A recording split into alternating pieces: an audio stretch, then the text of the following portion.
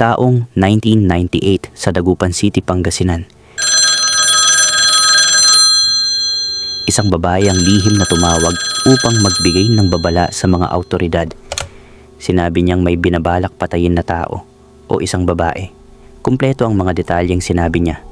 Pero sa katangahan naman ng mga pulis noon ay hindi man lang nila pinansin ang tawag na ito. Kasi daw, baka nanloloko lang. Pero makalipas lamang ang ilang araw, may dumating na reklamo sa himpilan na isang 29 na taong gulang na babae ang biglang nawala na parang bula. Inakala ng marami na kusang lumayas siya, na kahit anong gawin nilang hanap dito, tapos ay bigla na lang lumitaw ang isang nakakatakot na katotohanan. Dahil ang mga taong dapat pala na nagmamahal sa kanya, ang siyang nagplano ng kanyang kamatayan ayon sa investigasyon. So ganito ang umpisa ng kwento bago siya nawala.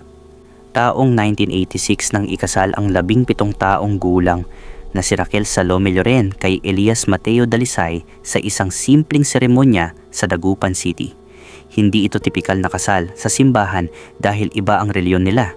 Maraming dumalo dahil kilala at respetado sa komunidad ang pamilya Dalisay, habang nakangiti ang mga bisita at nagdiriwang ang magkabilang pamilya. Tahimik namang tinatanggap ni Raquel ang kapalarang inilaan para sa kanya. Pangarap pa sana niyang magpatuloy sa pag-aaral at maranasan ang kabataan. Ngunit nanaig ang kagustuhan ng kanyang mga magulang na ipakasal na nga siya. At sa araw na iyon, nagsimula ang bagong kabanata ng kanyang buhay. Ito kasing si Raquel ay ipinanganak at lumaki sa Dagupan City.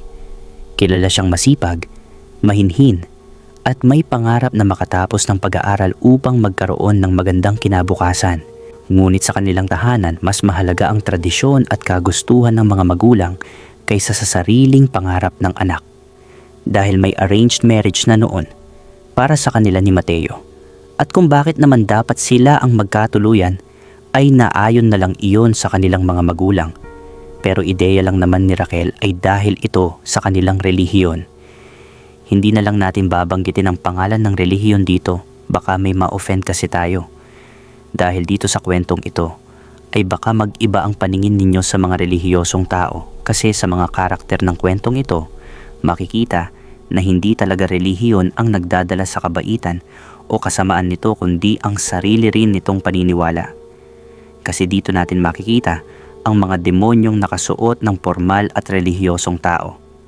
Sabi nga sa kantang sumikat, banal na aso, santong kabayo. Dahil pagkatapos ng kasal, ay lumipat si Raquel sa tahanan ng pamilya Dalisay. Doon niya nakasama araw-araw ang kanyang biyenan na si Deborah Dalisay, isang babaeng kilala sa komunidad bilang relihiyosa at respetado. Pero huwag kayo dahil panlabas lamang na anyo ito ng biyenan niya. Dahil pagdating sa bahay, siya ang nasusunod sa lahat ng bagay at walang sino man ang nangangahas na sumalungat sa kanyang mga desisyon. Alam ninyo iyong mga tipikal na donya kung tawagin noon, ganoon ang naging biyenan ni Raquel. Kung makikita mo ang matandang ito sa kanilang simbahan ay punong-puno ng burloloy na alahas ito sa katawan. Dahil may kaya ang pamilyang ito noong araw sa lugar nila sa Dagupan. May-ari sila ng humigit kumulang 35 ektaryang palaisdaan noon. Bangus at sugpo ang pangunahin nilang inaalagaan dito. At si Elias Mateo na noon ang namamahala dahil patay na rin noon ang kanilang ama. Iyon ang background ng mga Dalisay. Samantala sa mga unang buwan pa lamang ng pagsasama ni Raquel at Mateo ay naranasan na ni Raquel ang hirap ng kanyang bagong buhay. Madaling araw pa lamang ay kailangan na niyang gumising upang maglinis ng bahay, maglaba, mag-igib ng tubig at maghanda ng pagkain para sa buong pamilya. Kapag may maliit siyang pagkakamali, agad siyang pinapagalitan at pinapahiya. May mga pagkakataon pang nakakatanggap siya ng sampal at pananakit mula sa kanyang biyenan. Di ba mga kaibigan, partida relihiyosa pa ang biyenan niya? At ang tanong naman ninyo, kung ipinagtatanggol ba siya ng kanyang asawa? Ang sagot ay hindi. Kung wala si Mateo sa bahay, sinisipa, sinasampal at sinasabunutan pa si Raquel ng kanyang biyenan na babae. At sa tuwing sinusubukan niyang magsumbong tungkol sa kanyang nararanasan kay Mateo, ay iisa lamang ang sagot nito. Sinusunod lamang daw nito ang kagustuhan ng kanyang ina at ang ina lang niya ang pinaniniwalaan niya. Ibig sabihin, mama's boy na ulol itong si Mateo dahil hindi nalalaman ni Raquel na mula noong dumating siya sa bahay ng mga dalisay ay pumasok na siya sa impyerno na ang mga nakatira kunwari ay mga alagad ng Diyos. At dahil sa kabataan naman ni Raquel ng isip, matagal na tiniis ni Raquel ang hirap at pang-aabusong nararanasan niya sa bahay ng pamilya Dalisay. Umaasa siyang balang araw ay magbabago ang pakikitungo sa kanya ng kanyang biyenan at magiging maayos din ang kanyang pagsasama kay Elias. Ngunit habang tumatagal ay lalo lamang lumalala ang kanyang sitwasyon. Dumating ang panahon na hindi na niya kayang kimkimin pa ang lahat ng sakit at takot na kanyang dinadala, pati ang mga pisikal na pasa niya sa katawan. Kaya isang araw ay lumaya si Raquel sa bahay na iyon. Umuwi siya sa bahay ng kanyang mga magulang at doon niya ibinuhos ang lahat ng kanyang sama ng loob. Ikinuwento niya ang mga sigaw, pagmumura, pagbabanta at pananakit na halos araw-araw niyang nararanasan. Habang nagsasalita ay hindi niya mapigilang mapaluha dahil umaasa siyang sa wakas ay may makikinig at magtatanggol sa kanya. Iyon ay ang kanyang mga magulang. Ngunit taliwas sa kanyang inaasahan ang naging tugon ng kanyang mga magulang. Dahil sa halip na ilayo siya sa mag-inang Dalisay, ay sinabi naman ng mga tanga na normal lamang daw ang mga pagsubok sa buhay may asawa. Pinayuhan nila siyang maging matiisin at unawain na lamang ang kanyang biyenan. Ayon sa kanila, darating din ang araw na maayos ang lahat kung magpapakumbaba siya. At ang nakakabuwisit na inamin ng kanyang ama ay wala na raw silang karapatan na ilayo siya kay Mateo dahil nalubog pala sila sa utang noon sa pamilyang Dalisay.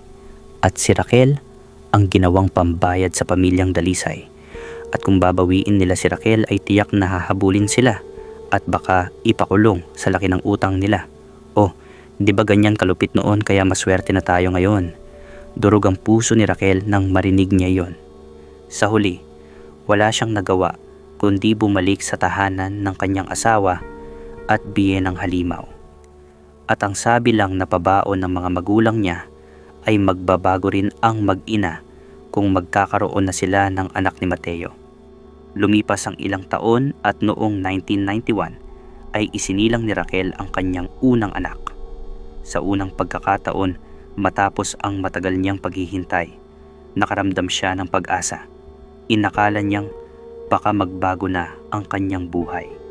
Umaasa siyang magiging mas mabait ang kanyang biyenan at mas magiging responsable ang kanyang asawang si Mateo at baka hindi na rin siya pagbuhatan ng kamay ngayong mayroon na silang anak. Ngunit kabaligtaran ang nangyari. Sa halip na gumaan ang kanyang kalagayan ay lalo pa itong mas naging malala. Habang inaalagaan niya ang kanyang sanggol sa gabi, kailangan pa rin niyang gampanan ang lahat ng gawaing bahay pagsapit ng umaga. Madalas siyang mapuyat at mapagod, ngunit wala man lamang tumutulong sa kanya. Kapag umiiyak ang bata sa kalagitnaan ng gabi, siya pa ang napapagalitan ni Deborah, na para bang sampid na katulong ang tingin sa kanya. Patahanin mo nga yang anak mo, maski pagiging ina di mo pa kayang ayusin. Bukas gumising ka ng maaga at maglalaba ka pa. Ganon kung magsalita noon si Deborah sa kanya o ang bayanan niya. At ito namang si Mateo ay parang walang naririnig at tuloy lang ito sa pagtulog, na para bang walang pakialam sa ginagawa ng nanay niya sa asawa niya. Pero makalipas ang isang taon, nag-asawa naman ang nakababatang kapatid ni Mateo na si Nathaniel Dalisay. Kasama nitong dumating sa bahay ang kanyang bagong asawa na si Ruth Abigail Dalisay. Mabait at mahinhing babae si Ruth. Sa una ay inakala niyang normal at masaya ang pamilya Dalisay dahil sa magandang reputasyon nito sa komunidad at reliyoso nga. Ngunit habang tumatagal ang kanyang pananatili sa bahay, unti-unti niyang nasaksihan ang tunay na kalagayan ni Raquel at ang malupit na pagtrato ng pamilya rito. Doon niya napagtanto na demonyo pala ang biyenan nila ni Raquel, na sa paningin ng tao sa labas ay isang santa. Pero wala namang magawa noon si Ruth sa kalagayan ni Raquel. Sa tingin ni Ruth noon ay kaya lang hindi siya trinatrato ng biyenan nila na kagaya kay Raquel ay dahil may pera rin ang pamilya ni Ruth. Samantalang araw-araw ay pareho lamang ang ginagawa ni Raquel, pag-aalaga sa anak, pag-aasikaso sa bahay at pakikisama sa mga taong tila wala nang nakikitang mabuti sa kanya. Dumating sa punto na pakiramdam niya ay unti-unti nang nawawala ang kanyang pagkatao. Dahil parang kulungan ang bahay na iyon sa kanya. Dahil dito, nagpasya siyang maghanap ng trabaho. Nais niyang magkaroon ng kahit kaunting panahon na malayo sa bahay at sa mga problemang araw-araw niyang kinakaharap. Matapos ang ilang pagsubok ay natanggap siya bilang isang empleyado sa isang kumpanya sa Dagupan City. Hindi man kalakihan ang kanyang sahod ay masaya na siya dahil nga sa wakas ay hindi na niya gugugulin ang buong araw niya sa impyernong bahay ng bayanan niya. Sa trabaho, unti-unting nabuksan ang isip ni Raquel. Noon niya lamang napagtanto na ang mga bagay na matagal na niyang tinitiis ay hindi dapat itinuturing na normal kasi nga sinabi ng mga tangang magulang niya na normal iyon. Kaya na brainwash siya at nalaman ito ng iba niyang kasama at ang pagmamaltrato ng pamilya Dalisay sa kanya. Kung ginaganyan ka ng pamilya ng asawa mo at maski yung asawa mo, ba't di ka nalang lumayas? Mga walang hiya pala sila eh. Kawawa ka lang dyan, komento pa ng isa sa katrabaho. Oo, kung gusto mo tutulungan ka pa namin na humanap ng mauupahang bahay, yung malayo sa asawa at biyenan mo, dagdag pa ng isa dahil naaawa sila kay Raquel. At dumating to nga ang puntong iyon. Kasama ang kanyang anak, tahimik siyang umalis sa tahanan ng pamilya Dalisay. Humanap siya ng maliit na matitirhan at sinubukang magsimula ng bagong buhay. Ngunit hindi nagtagal iyon. Dahil nung malaman ni Mateo kung saan siya nakatira, ay paulit-ulit siyang kinausap at sinuyo. Halos lumuhod naman si Mateo dahil sa pagsusumamo nito, may paiyak-iyak pa nga siyang nalalaman. At di nagtagal ay umiral ang malambot na puso ng isang babae kay Raquel. Kaya binalikan niya uli ang kanyang asawa. Pero bago siya sumama kasama ang anak nila, ay may kondisyon si Raquel. At iyon ay hindi na sila titira sa bahay ng biyenan niya, kundi bubukod na sila. Di baling magsimula sila sa maliit daw na bahay, basta bubukod na sila ng tirahan. Nagulat si Raquel dahil pumayag naman si Mateo na bumukod na nga sila kaya sumama na siya ulit dito. Noong una ay maayos na ang trato sa kanya ni Mateo, kaya okay na si Raquel. At mas lalong naging masaya si Raquel nung na-promote ito sa trabaho, samantalang si Mateo ay nasa palaisdaan pa rin naman. Tumaas na noon ang sahod ni Raquel. Pero nung habang parang nagiging independent na si Raquel sa sarili, ay doon namang nag-umpisang magselos si Mateo at naging mapaghinala sa mga kilos niya. At lalo pang lumala ang sitwasyon nang mabuntis muli si Raquel. Nang isilang niya ang kanilang pangalawang anak, sa halip na matuwa si Mateo, ay tila naging mas malamig ang pakikitungo niya kay Raquel. Nagsimula itong magtanong ng, "Gaga ka? Anak ko ba talaga yan? Sinong ama niyan?" Ganon ang mga salita ni Mateo pag nag-aaway na sila, ayon sa kanilang mga naging kapitbahay. Pero ang totoo ay wala pa namang lalaki si Raquel noong mga panahong iyon. Talagang dala lang ni Mateo ang pagiging baliw kagaya ng ina niya. Hanggang sa kakahinala ni Mateo dahil nagsawa na rin siguro si Raquel sa kakasambit niya ng ganoon. Ay nagkatotoo na nga dahil nagkaroon na nga ng lalaki si Raquel, nakatrabaho rin niya. At ito ay si Elmer Dungka. Halos kaedaran lang niya pero binata pa. Pero ang sekretong relasyon na ito ay mabilis lang na nahuli. Dahil itong si Mateo ay paranoid na pala noon at lagi nitong sinusundan at minamanmanan ang lakad ni Raquel sa tuwing aalis ito sa kanilang bahay. At nalaman nga ni Mateo na may kalaguyo si Raquel na katrabaho rin nito mismo. Pero hindi kinumpronta ni Mateo si Raquel. At alam ninyo kung anong ginawa niya? Nagsumbong ito sa nanay niyang relihiyosa. Kaya mamas boy na bugok itong si Mateo. Walang sariling desisyon. At nung nag-usap sila sa bahay, nag-away sila at sinabi ni Mateo na alam niya nang may lalaki si Raquel. Pero tumapang na si Raquel at sinabi niyang maghiwalay na sila kung gusto niya dahil plano na rin ni Raquel na iwan siya noon pa. Ang tagal kong nagtiis sa pamilya mong walang ibang ginawa kundi maliitin at saktan ako. Ngayong gising na ako sa katotohanan ng mga lahi kayo ng demonyo, ay maghiwalay na tayo. Wika na ni Raquel ng matapang. Pero wala, parang tumiklop na makahiyang halaman si Mateo. Parang batang uhugin na nagmamakaawa kay Raquel na huwag siyang iwan. Ito naman ang pagkakamali ni Raquel dahil di na lang siya umalis. Dahil hindi nagtagal ay nagpatawag ng isang pribadong pagpupulong si Deborah sa loob ng kanilang tahanan. Naroon sina Mateo, Nathaniel at Ruth. Habang nakaupo ang lahat sa sala, ay nagsalita si Deborah tungkol sa kahihiyang di umano'y idinulot ni Raquel sa kanilang pamilya dahil sa panlalalaki nito. Ayon sa kanya, kapag natuloy ang hiwalayan nila ni Mateo, ay magiging usap-usapan sila sa buong dagupan.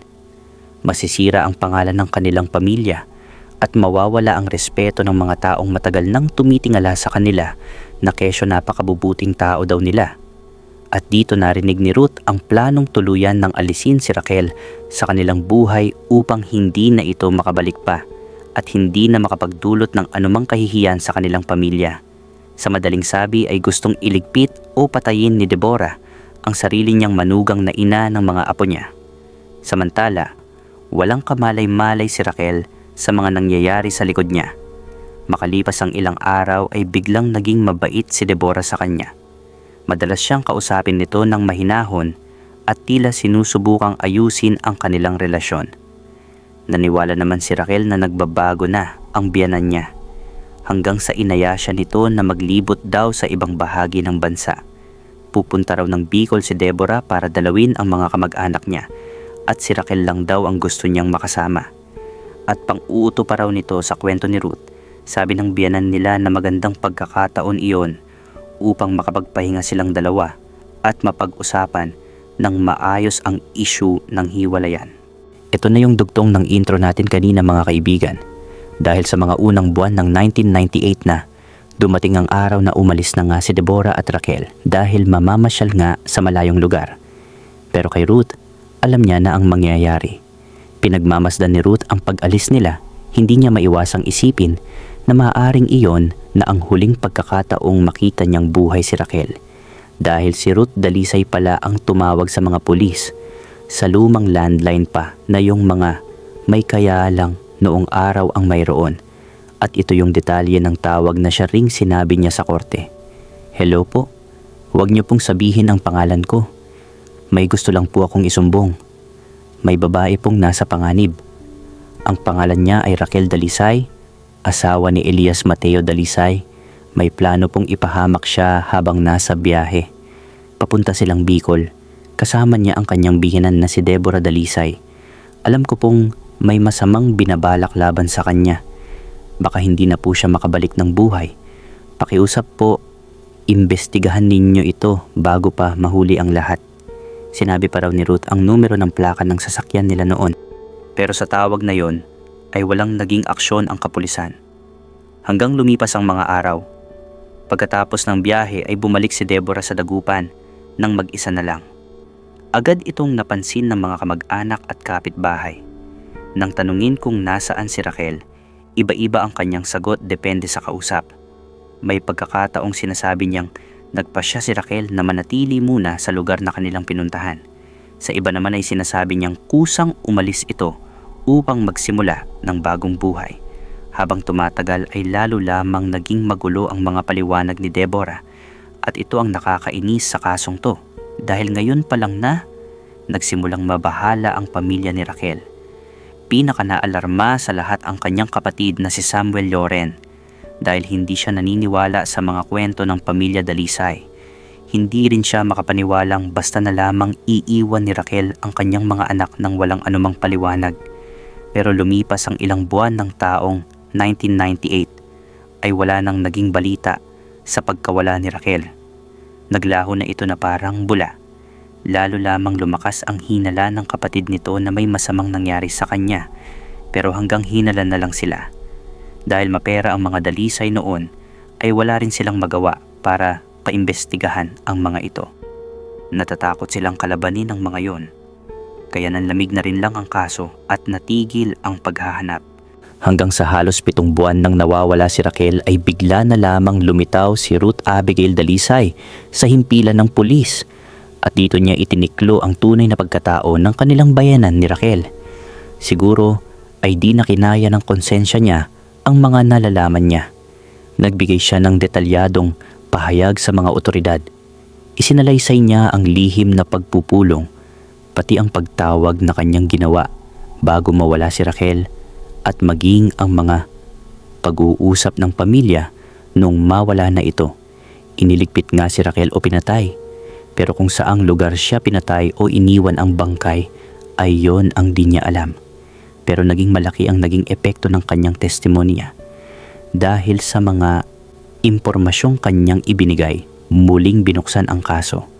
Nagsagawa ng panibagong investigasyon ang mga otoridad at sinuri ang mga detalyeng matagal nang nakalimutan. Tumagal pa ang investigasyon hanggang sa inaresto na bigla sina Deborah Dalisay at Elias Mateo Dalisay kaugnay ng pagkawala at pagkamatay ni Raquel. Kasama pati ang driver nila na siyang nagmaneho nung umalis sila. Ngunit lumaban ang akusadong mag-inang Dalisay at hindi pa rin nila inamin na may kinalaman sila sa pagkawala ni Raquel dahil wala nga namang nakikitang bangkay. At yun ang naging tuluyang misteryo sa kasong to dahil hanggang ngayon ay walang nakakaalam kung nasaan si Raquel o ang bangkay ni Raquel. Dahil dito, naging mahaba at masalimuot ang proseso sa korte. Isa-isang inilatag ang mga ebidensya at mga testimonya, kabilang sa pinakamahalagang testigo si Ruth. Sinabi pa ni Ruth na kahit noon pa man ay inaabuso na si Raquel ng biyanan nila at nakikita niya iyon ng araw-araw, sampal, sipa, sa bunot. Yun ang ginagawa daw ni Deborah kay Raquel. Sa huli ay naniwala ang hukuman na may sapat na batayan upang papanagutin ang mga pangunahing sangkot sa plano. Napatunayang guilty sina Deborah Dalisay at Mateo Dalisay sa kasong murder dahil sa kanilang pagpaplano at pagsasabuatan sa pagpatay kay Raquel Dalisay. Dahil dito ay kapwa sila hinatulan ng reclusion perpetua o habambuhay na pagkabilanggo. Samantala, ang driver na nagmaneho ng sasakyang ginamit sa pagdadala kay Raquel habang alam ang planong krimen ay napatunayang guilty bilang kasabwat sa murder. Dahil sa kanyang partisipasyon sa krimen, hinatulan din siya ng reclusion perpetua. Naghiwalay si Ruth at Nathaniel Dalisay naman dahil sa kasong ito dahil hindi matanggap ni Nathaniel na inilaglag ni Ruth ang pamilya niya at ipinakulong.